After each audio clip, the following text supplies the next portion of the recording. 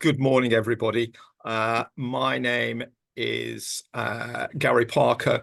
I'm the Managing Director of CNT Associates, who are bringing you this presentation today.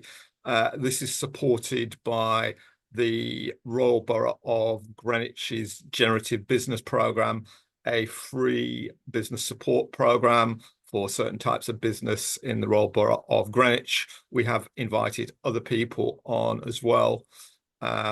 Also, if you're based in Greenwich or the London Borough of Bexley, we may be able to offer you some free business support. People from other areas should check out their local authority website.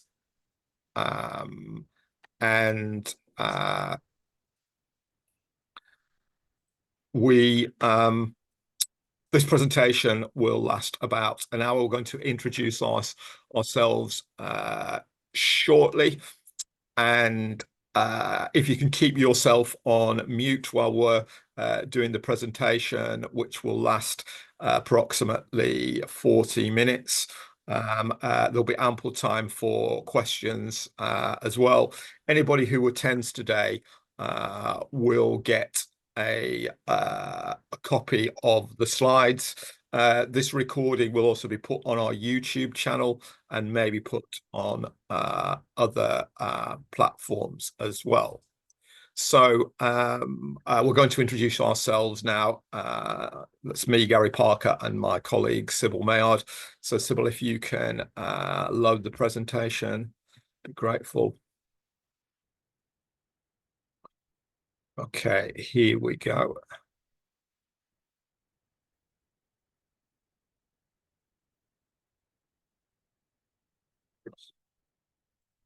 This program is funding and opportunities for e-commerce. So we're going to cover a number of areas on this. But the first thing I'd like to do is to introduce myself. For those of you who just missed me, my name is Gary Parker. I'm the Managing Director of CNT Associates. We are a business support, fundraising and digital services company based in Southeast London. The company's been in business for 20 years, and I've been managing director for about 10 years. There's our website if you want more information about what we do and our programs. We've also got a YouTube channel. If you go onto YouTube and Google CNT Associates, you will find 46 presentations, including some earlier versions of this one. This one will be posted on YouTube in due course and maybe on other platforms. So if you can introduce yourself now, Sybil, thank you. Thank you, Gary. So I'm Sybil Mayard, and I've been working with CNT Associates for the past few years. And my background is in website design. So I design and build websites for small businesses. And during my time as a web designer, I've worked with a range of small businesses from a variety of different sectors, ranging from consultancies, charities, well-being organizations, fashion brands, e-commerce businesses, and many others.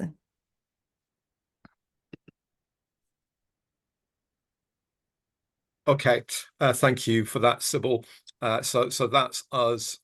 We have several other colleagues as well, but we don't have the time to introduce them all today.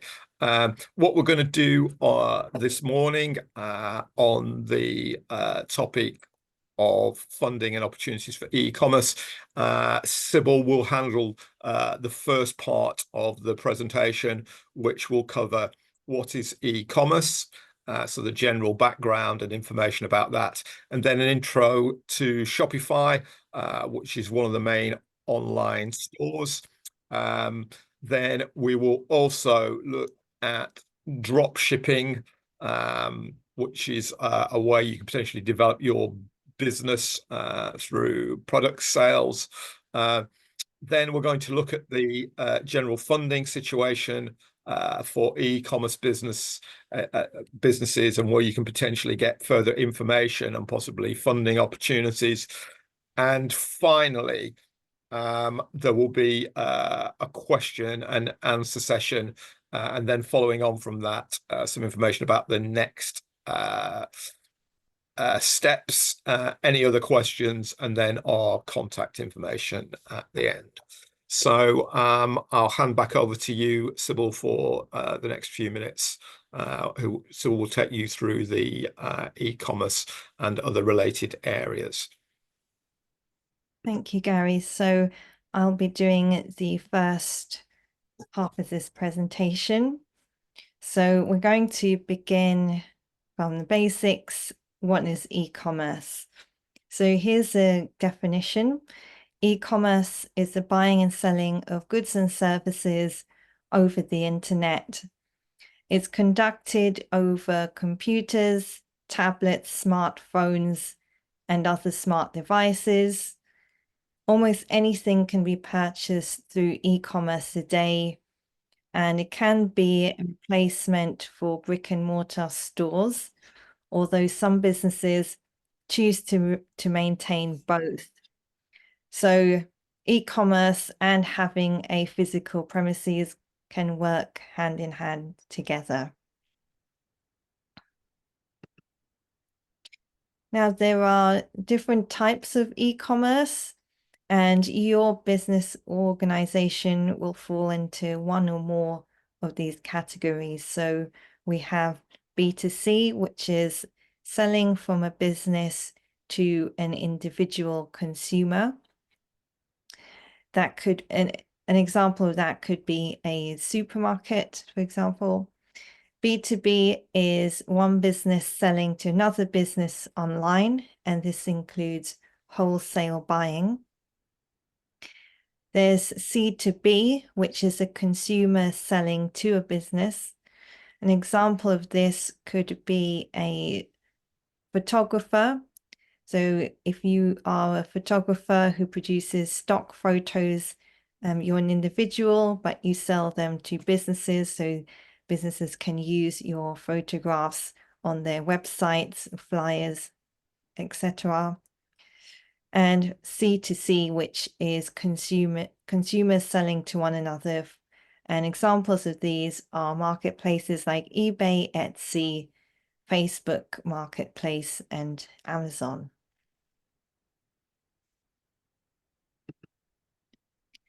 Now, there are many benefits of running an e-commerce business, and here are a few of them.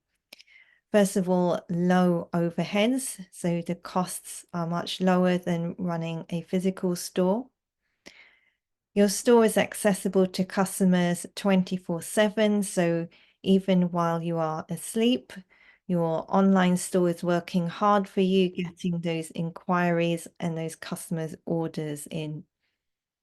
You can manage your business from almost anywhere as long as you have a compatible device and an internet connection.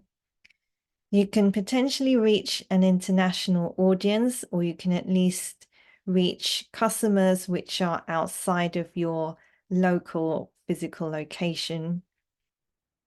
It's easier to track analytics and customer behavior. So you can use tools like Google Analytics to monitor how customers are using your website. So things like what countries they're coming from, what devices they're using to browse your store, what pages they're looking at. And finally, you can start an e-commerce business without having any products. So if you don't have any products to sell, then you might want to try drop shipping, and we'll talk more about this later on in the presentation. So when you're thinking about starting an e-commerce business, then you will need a platform to build your website on. And here are a few of the, the more popular e-commerce platforms out there. There are Wix, Squarespace, Shopify, BigCommerce. The logo that looks like an M is Magento. I believe it's now called Adobe Commerce. and we have WooCommerce there. Now, we don't have time to go into all of these, but we will be talking a bit about Shopify and WooCommerce today. So one thing to note here is there are many different platforms around, and what you need to do is carry out some research, maybe choose 2 to 3 of these maximum, and then compare and contrast the features to determine which is the best one that suits your needs. So first of all, we'll start with Shopify. So what is it? It's a complete commerce platform that allows you to sell in multiple places, including online and in person. It was founded in 2006, and today millions of businesses around the world have made over 444 billion US dollars in sales using Shopify. So this is a very large platform. It has a lot of potential.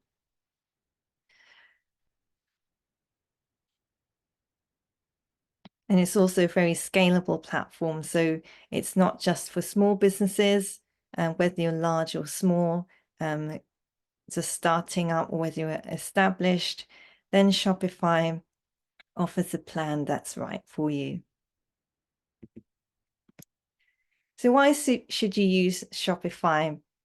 Here are a few benefits of it.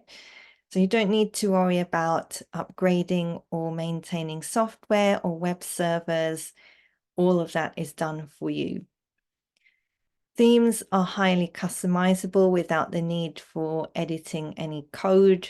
You get a drag and drop interface, so you can easily edit your theme without needing to do any code changes. Shopify can be used from any laptop, desktop, smartphone, or tablet device.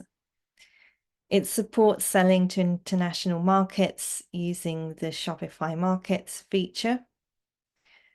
If you need to extend the functionality of your store, then thousands of apps are available to choose from in the Shopify App Store.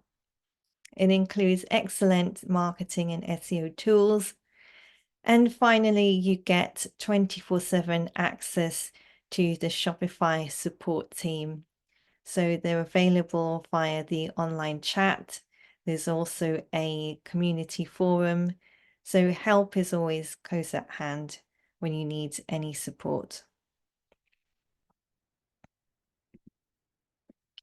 And who uses Shopify? So many large companies also use it, including Gymshark and the Cambridge Satchel Company, as well as Beyonce, Adele, and Rihanna, who use Shopify for their own personal brands. And it's, of course, it's not just the large companies who use it, it's also very suitable for startups and small businesses too, as it's a very flexible and scalable platform. And to give you an idea of the costs, the basic Shopify plan is usually £25 a month, but currently there is a special offer where you can get the first month for only £1. So you might want to take advantage of that. Alternatively, what we can do is if you contact us, we can set up an unlimited trial store for you. So there is a small fee for this, but if you want to get access to a store, which is essentially a trial store, but with no time limit on it, then we can create this for you, and you'll be able to take as much time as you want to create your store, upload products, explore the platform, and it's much more cost effective than paying for the Shopify subscription fee. And you won't have to pay that until you decide to go live and launch your online store. So credit card fees. So these are the fees you pay whenever you make a sale. So each transaction will cost 2% plus 25 pence if you are on the basic Shopify plan. And there are no transaction fees unless you enable a third-party payment provider. But there shouldn't be any need to do that because Shopify provides you with its own payment gateway called Shopify Payments, and we recommend using that.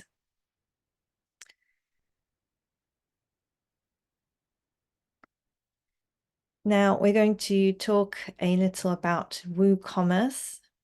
So this is a free WordPress plugin. So if you're familiar with WordPress, it's one of the most popular website builders in use today. And if you have a WordPress site and you want to convert it into an e-commerce store, then the easiest way is to install the WooCommerce plugin to give you that functionality.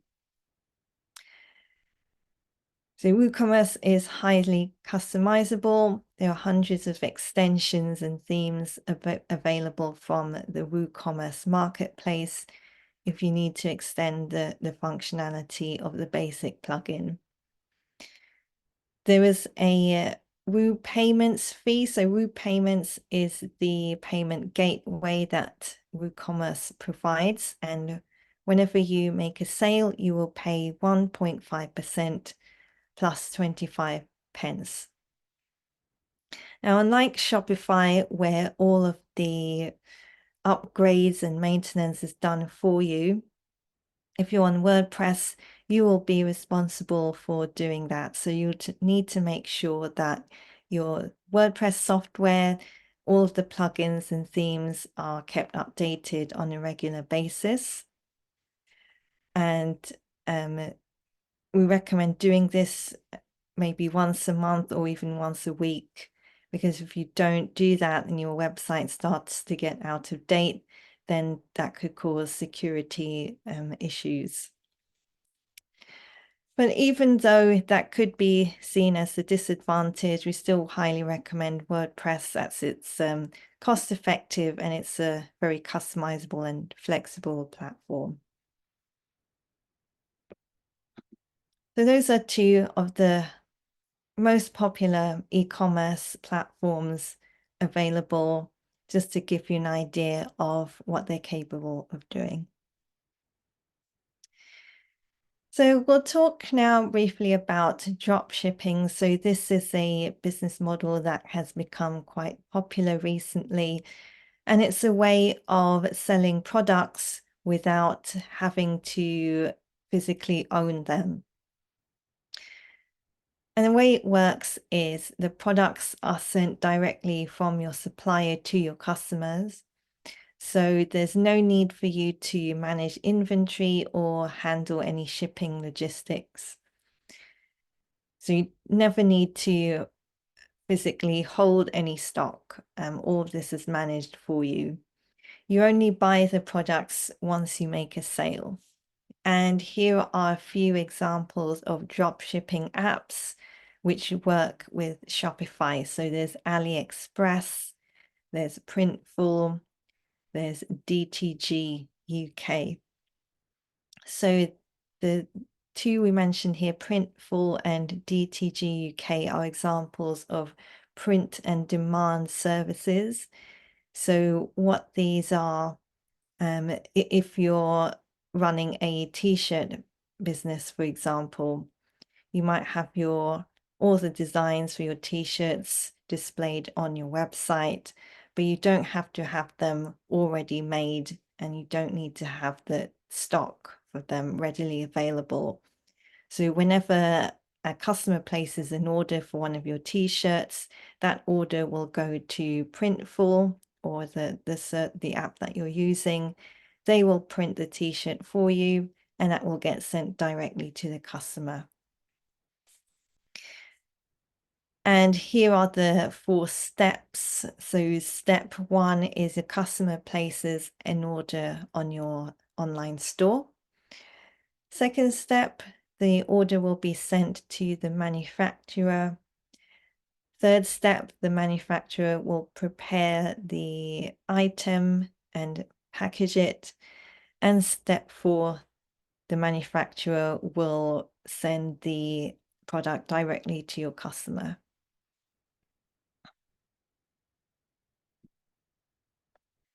And how to find drop shipping suppliers. So here are a few steps you can take. One is to research them online. Second is to contact manufacturers and distributors. Step 3 is attend trade shows and exhibitions. Step 4, consult with local wholesalers or distributors. And step 5 is to verify their credentials. So once you've found a potential supplier, you'll want to verify that they have good customer service, they send out the product quite quickly. So you want to make sure that it's a supplier that is a good fit for your needs.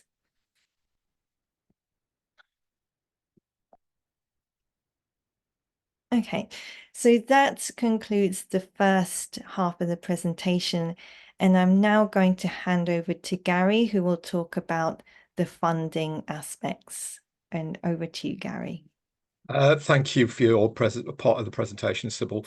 In this next part, we're going to look at a number of issues related to funding and e-commerce.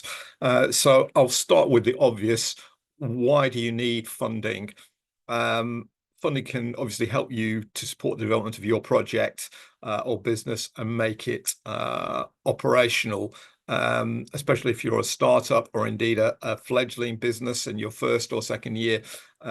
You will probably need funding from a range of sources to help to develop and sustain your business.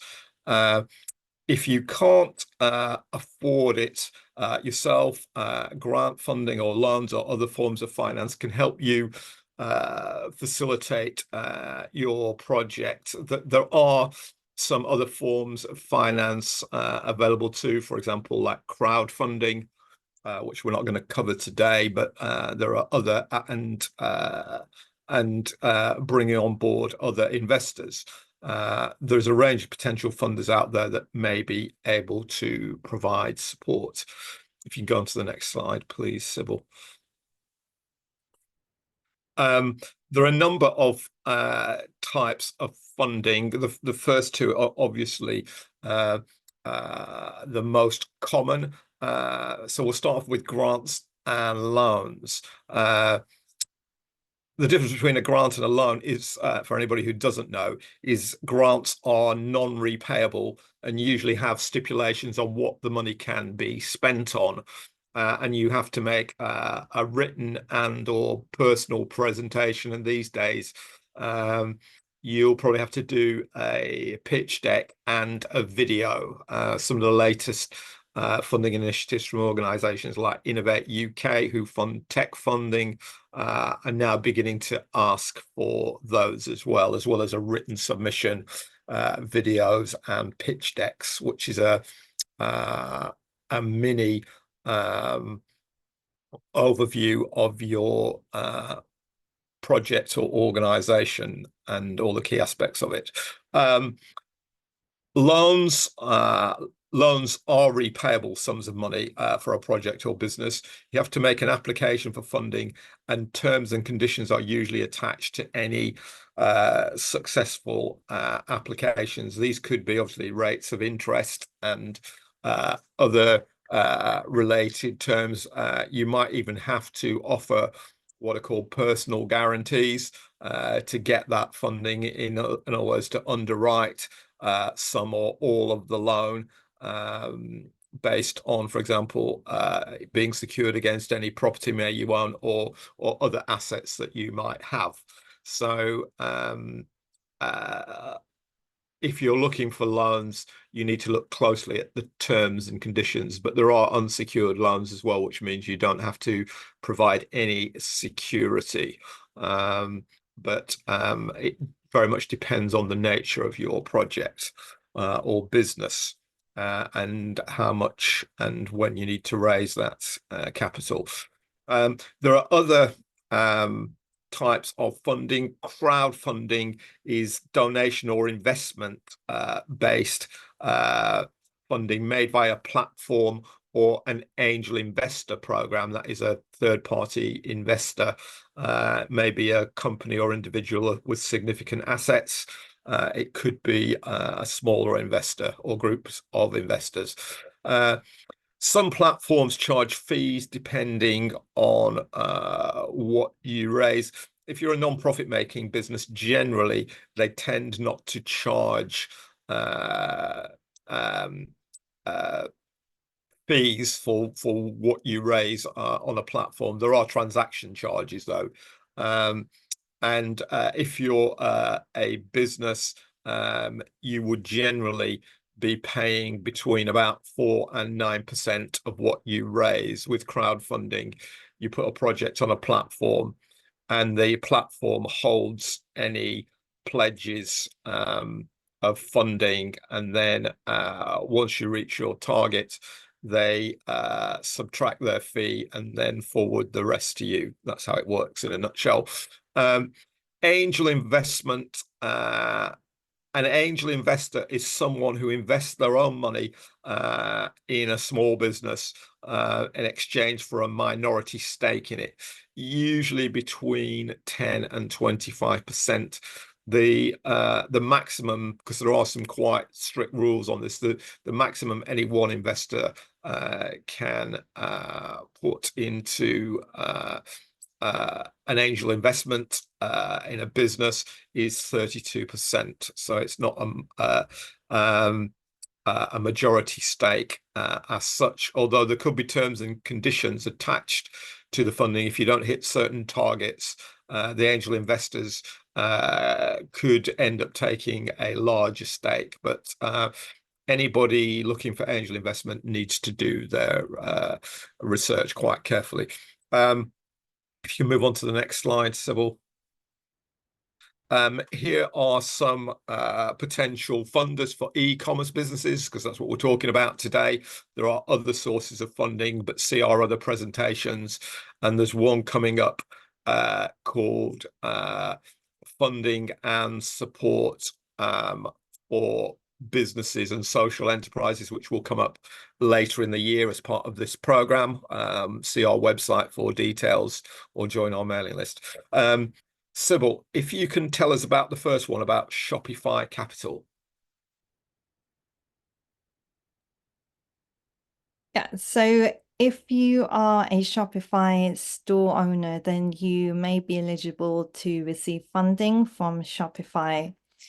And Shopify Capital is a merchant cash advance, which is different from a loan. So merchant cash advance is an amount of money that you borrow and you pay back a fixed amount. The amount that you pay back is determined on your daily sales. So every day, the amount you pay back will be a percentage of the sales that you make that day. For example, it could be around 10%, and you will keep paying that daily until the total amount is paid back. And a good thing about this is that unlike a loan where you will be paying an amount usually every month, with Shopify Capital, if you don't make any sales on a particular day, then you won't have to pay anything back that day. The more sales you make, the more you'll pay back. Shopify doesn't publish the exact requirements to be eligible for this on their website, but it does depend on certain factors like how long you've been trading with Shopify, and how much sales you've made, and other factors. And to know whether you qualify or not, you just need to log into your Shopify admin and you will receive a notification or an email telling you whether you can apply. And once you've applied, then it will be reviewed, and usually between 1 and 3 working days, you will receive a response on that. Okay, thank you very much for that, Sybil. We're going to look at some other sources of support here. The first one is an organisation called UKRI, that's UK Research and Investment. This is a very interesting site. It's fairly new. Basically, it's got all government related investment opportunities and funding opportunities on one site. Some of you may have heard of Innovate UK. Innovate UK has its own website within the UK RI site, and people can access funding for tech projects, but there's many other opportunities, a wide range of opportunities that you could potentially access. But you know, there's a lot on that site, so it does take some careful research to see if you're eligible.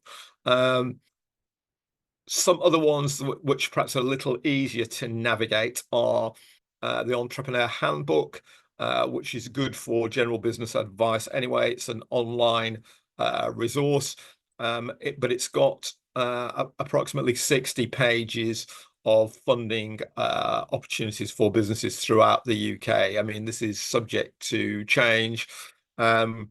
At the moment, we are in quite a changeable period because many of the funding programs, especially for businesses and related areas like business support of the previous government, ended in March this year, although some are running into 2024-25, like this program that we're delivering right now. But there may be other new programs that the new government will announce, but we're not likely to know about those until later in the year when the budget takes place. Well, given the main policy of the current government is around business growth and support, I would hope that there's going to be support and potential funding for smaller businesses to achieve that, but we shall see.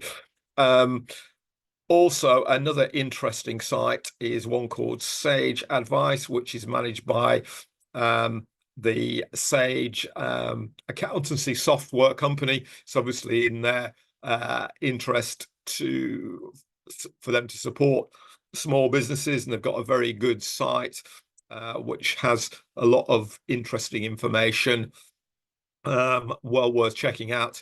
For those of you, especially those of you who are under 30, if we've got anybody on the call today, the Prince's Trust is always a good one. That was set up 2 decades ago by the current King Charles, when he was the Prince of Wales. And there's a lot of business support for young people. There's some grant funding as well, but there are a lot of very good resources on that site, even if you're over 30, and worth checking out. The final one is the Government Hub, which is on the government's gov.uk website, and there's a link to business finance support. You can do a customized search for funding opportunities on that particular site. And again, it covers, I think there's about 4,000 funding sources. It's one of the research tools that we use here at CNT to support our clients and people on this program in the research for funding opportunities. If you can go on to the next slide, please, Sybil. Here are some other links. 2 aspects to fundraising in a nutshell are researching funding opportunities, because there's a lot of potential funders out there, but you need to find out where they are and research them. And then you've got to know how to write a funding application. Again, we've got several presentations on our YouTube channel about how to write a funding application. Our highest viewed presentation is writing a funding application for beginners, and that will give you all the main steps if you want to look at that. But this is a very useful article, this first one on startups.co.uk, which gives you a lot of information about that. The next one, Sybil and I did a presentation, or rather, we were at an event with them late last year. It's a British business bank. This was a bank set up by the previous government. It was already active before COVID, but during COVID, it became instrumental in helping business access finance. Many of the opportunities are loan finance. There are some very useful articles about grant finance as well. It's well worth checking out. There's a lot of information on that particular site, so well worth having a look. And the final one is Simply Business. Again, it's more information and links about grants and how to access them. But as I said earlier, we have a number of presentations on our YouTube channel, and we will be doing the funding for businesses and social enterprises either later this year or early next year as part of this program. And of course, they're all accessible via our YouTube channel to review at your leisure. Okay, if you can go on to the next slide. This is a bit more about UKRI. And the links they've got here are some of the issues that there's funding opportunities for. This is not the full list. It was about as many as I could get on one slide. But as you can see from there, there's quite a range of opportunities, ranging from medical and biological sciences through to economics and environmental sciences and arts and humanities. So well worth checking out that one. If you can move on to the next slide, Sybil. I'm going to talk briefly about the funding application process. As I said earlier, there's two aspects to this. One is identifying funders, and the other is submitting an application. If you're new to this or never applied before, you're going to have to apply to a range of funders, as first-time success is hard to achieve.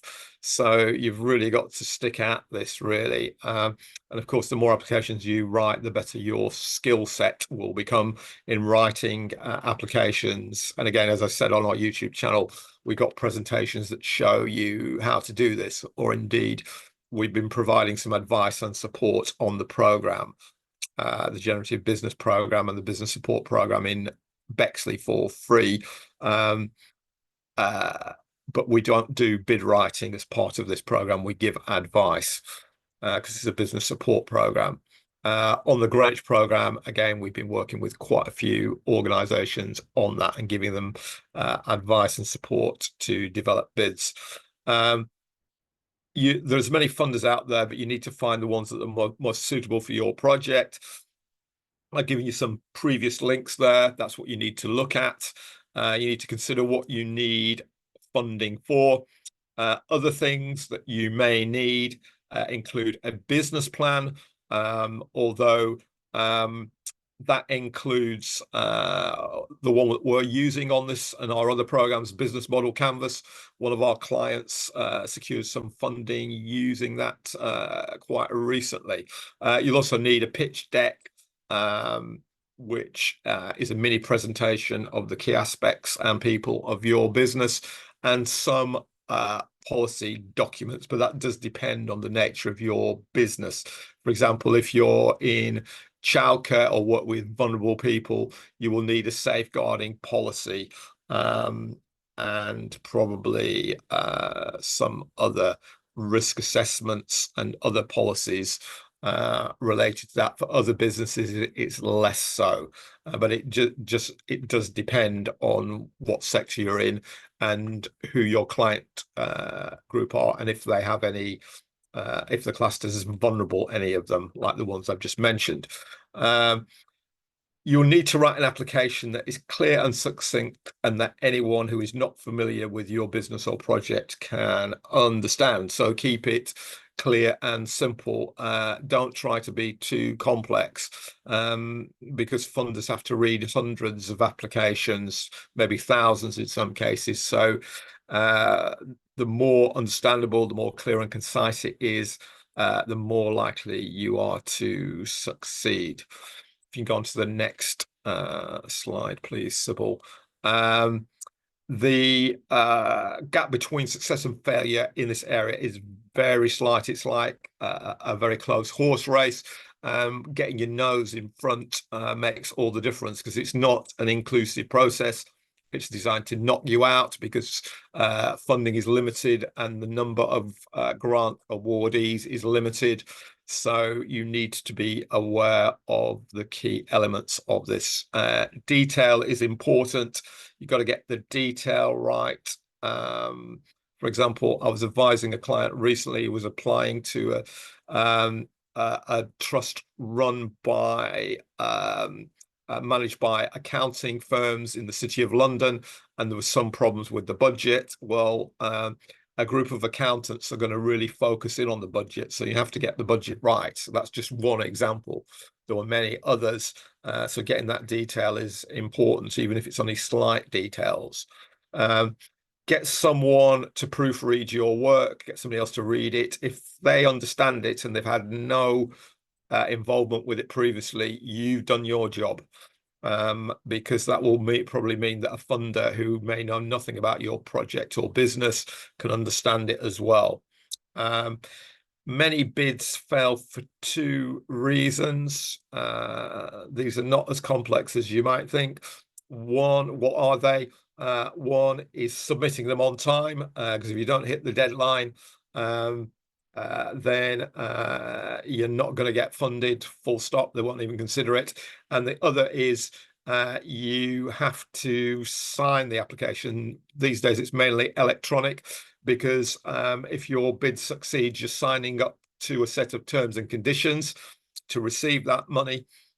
And if you don't do that, you'll probably be automatically disqualified from the process, because, as I said, it's not an inclusive process. It's designed to reduce the number of participants to those few that will succeed. Okay, Sybil, if you can go on to the next slide. I'm going to hand back to Sybil. We're coming towards the end now, so we're just going to give you a couple of case studies about work that we have done. So if you can come back in on this slide, Sybil, thank you. Thanks, Gary. So this first case study is on a business called Crazy Thumbs. So they sell vintage and contemporary games, consoles, and accessories. They were based in Tooting. They did have a physical store. Now they are operating purely online. And they were previously on the eBay platform, but found that the costs were escalating and they wanted a more cost-effective solution. So we recommended the Shopify platform to them. They were happy with the choice. So we built the website on Shopify. And if you want to take a look at the website, the link is crazythumbs.co.uk. It's quite an interesting site, especially if you're into games. There's a few features we added on there, like some sound effects, for example. So I recommend you have a look at that. So we designed and developed the e-commerce store on Shopify, and we're now providing some maintenance services. So whenever they need some updates, like a new feature added to the website, then we support them with our ongoing support services. And they Thank also you. have other features like a loyalty program. You can see from the screenshot, there's a little rewards yellow button in the bottom left-hand corner. So yeah, as I say, I recommend checking that one out. Thank you. The second case study is an organization called Vintage Recovery. What they do is they sell and supply reworked, upcycled and vintage clothing. This is a business that is very much in vogue at the moment because they acquire vintage clothing. Sometimes they resell it, sometimes they repurpose it and use the original garments, they rework them into new garments. So it's helping with climate change issues because over 80% of clothing goes to landfill. So this is which is not good for the planet. So this is addressing that issue. It's also very competitively priced because it's vintage or recycled, so it's affordable for many people. What we've given them some advice about developing their website. We also work with them on a business development strategy because they're going to encompass eventually other aspects of this program, like working in partnership with other organizations and like teaching people and supporting people to rework their vintage clothing into other garments and a range of other sustainability related activities. And we're hoping to help them eventually get some grants to support the sustainability aspects of their business. So there's just a couple of case studies just to show you how things have worked in practice. You go on to the next slide, Sybil. So this is over to you now. So have we got any questions?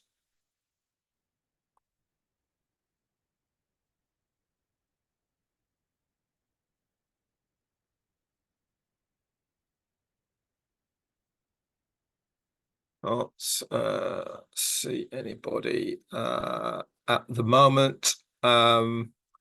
Sybil, are there any other comments you want to make about what you said about e-commerce? Is there any particular one piece of advice you'd want to give people? Yes, I think the key really to a successful e-commerce business, and in fact, any type of business, is proper planning. So we didn't go much into details about planning in this presentation, but it's very important to be clear on certain aspects. So things like your target market. So who exactly are you selling to? What is their age group, their interests, their demographics, their locations, their occupations? How much money do they have? Where do they shop? Because that's going to determine many things like the prices of the products and what products you are selling, and even the branding and look and feel of your website and your company as a whole. So proper planning is really the key here, because you need to be really clear who you're targeting, how you're going to target them, where you will find them, and also how you market your business. Also, marketing is another thing we didn't touch on very much, but also think about the ways of how you're going to promote your business. So start with the digital channels like social media, email marketing, SEO, which is search engine optimization. And depending on the type of product you're selling, also consider offline means.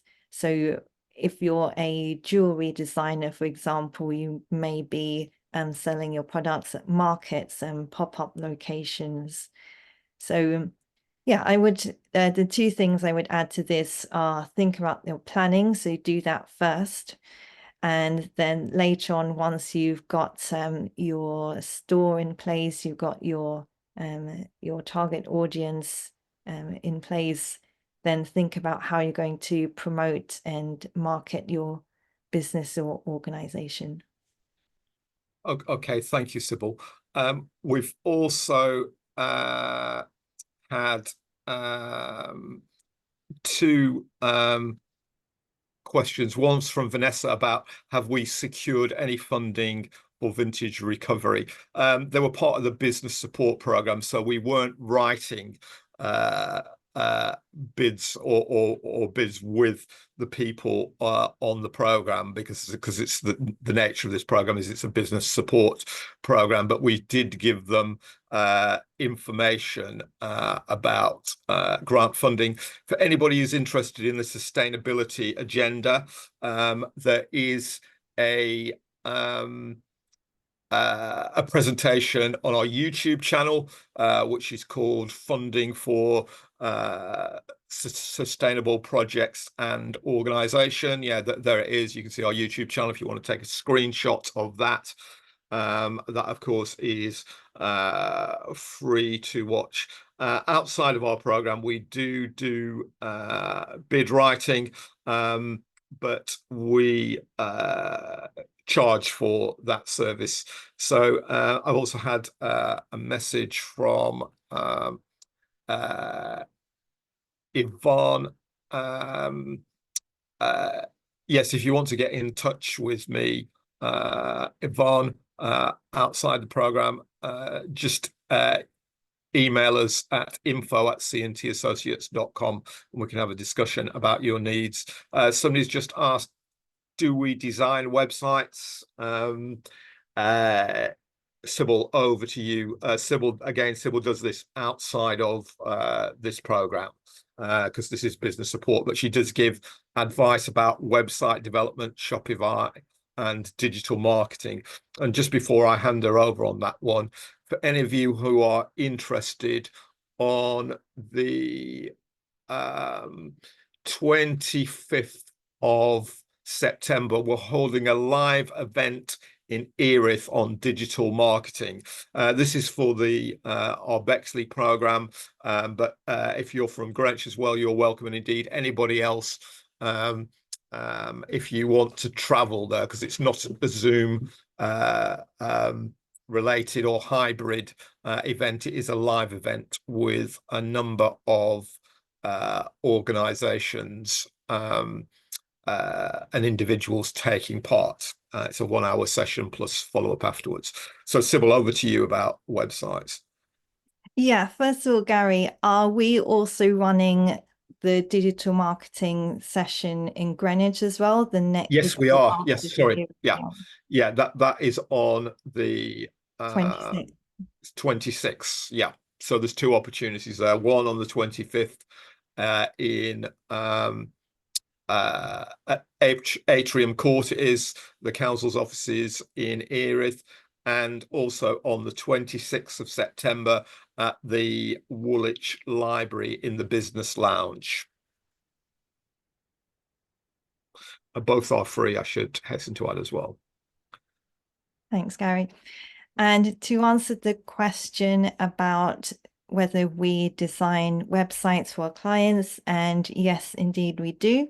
So my background is in web design, and I design and build websites for small businesses. So if this is something that you are interested in, please do get in touch with us so we can, if you'd like to let us know your requirements, then we can provide you with a quote on that, because it would be outside of the business support program, as Gary mentioned, but we do offer competitive prices. So please do reach out to us on that. Yeah. It's the same for somebody's just asked about do we write bids? Yes, we do outside of this program. It's one of the main strands of our business, but we're not doing it as part of this program because I've said it's a business support program, which we're offering general advice on that. So please, Mafia Lounge, just email us at info@CNT Associates and we'll give you a quote for that. Chris has just said, are we publicising this? Yes, I hope you're on our mailing list, Christy, because an email went out yesterday, I think it was, with the details of forthcoming events.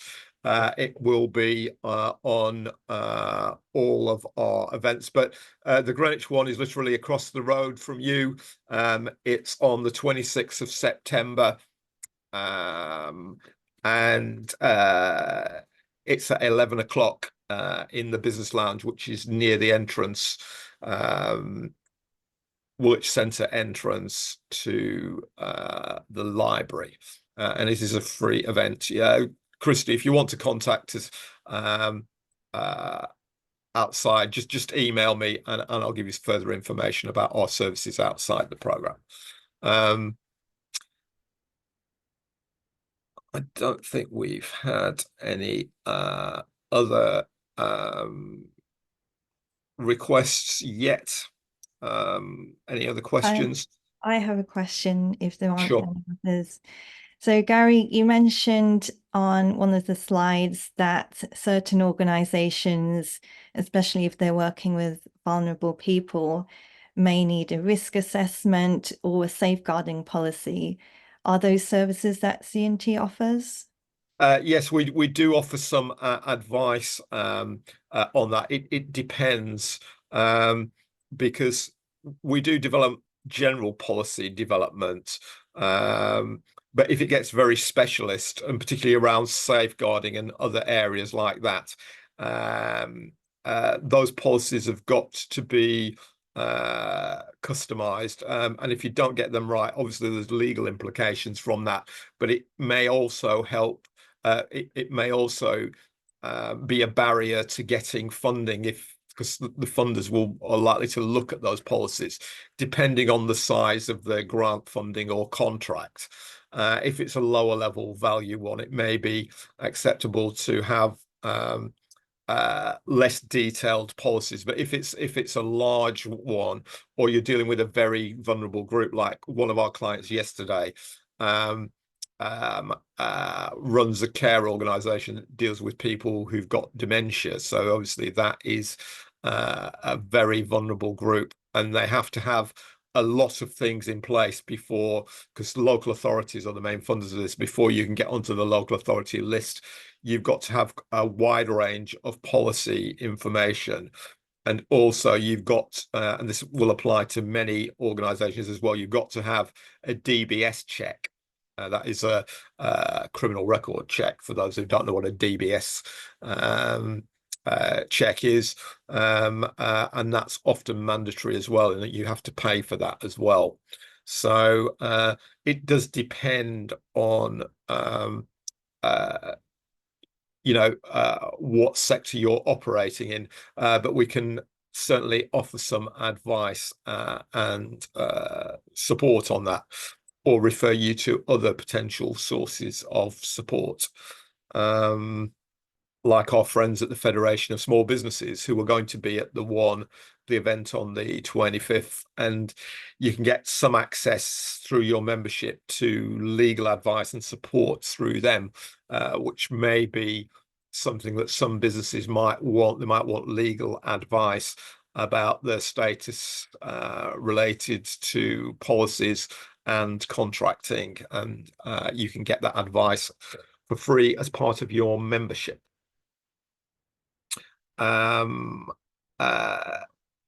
Okay, we've got to midday now. I can see one or two people are leaving, so just a last opportunity to take any more questions. can't see any right now, but if you want to email us anyway, info@cntassociates.com. Later we will be sending out today's presentation, but the key information is at our website, our phone number. We're on X, I'm on, and indeed Sybil is on LinkedIn as well, so please link in with us. We'd like to thank the Royal Borough of Greenwich for supporting this presentation, and we will be doing more both live and online. And thank you for joining us today.